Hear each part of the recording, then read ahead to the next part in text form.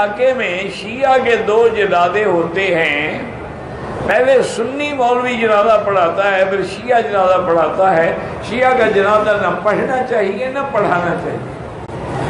وہ اچھا سنی مولوی ہے کہ جنازے شیعہ کے پڑھاتا ہے کہ پیسے مل جائیں گے ماشاءاللہ، بالکل ناجائز۔ نہ شیعہ کا جنازہ پڑھیں نہ پڑھائیں۔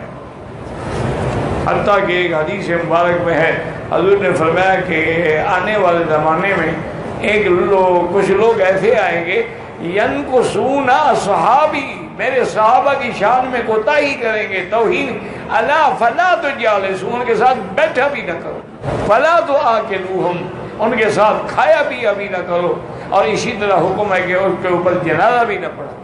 امیر معاویہ کا یزید کو حکومت دینا صحیح تھا؟ اگر غلط تھا تو چھین لو۔ نہیں، مجھے بتاؤ، جو وہ دور گزر گیا اب ہم سے کون پوچھے گا یہ باتیں؟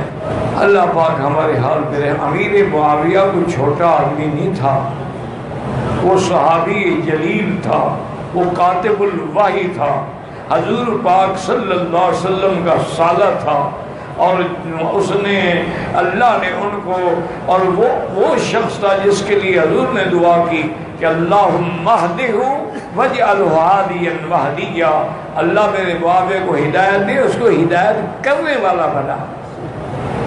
تو خدا کے بندے اس وقت اللہ عالم یزید کے کیا حالات تھے، کیا نہیں تھے، ان جگہوں میں ہمیں پڑھنے کی کیا ضرورت ہے؟ ہم سے قبر میں پوچھیں گے یا حشر میں پوچھیں گے جی یزید کو حکومت کیوں ملی تھی؟ یعنی تمہیں مل جاتی پھر تو تم ناراض نہ ہوتے نا۔ اس کی تو ساری دنیا نے بیعت کی تھی یزید کی، جھگڑا صرف تھا کہ مکے مدینے والوں نے بیعت نہیں کی، ورنہ وہ تو متفق علیہ خلیفہ بن جاتا۔ تمام بلاد شام نے اس کی بیعت کی ہے، بلاد عراق نے بیعت کی ہے، صرف چونکہ ارباب حل و عقد مکے مدینے والے تھے انہوں نے بیعت کی، اس سے پھر اختلاف۔ اسی لیے پھر حضرت حسین رضی اللہ تعالیٰ عنہ کو بلایا گیا، اور پھر جو ہوا واقعہ مشہور ہے۔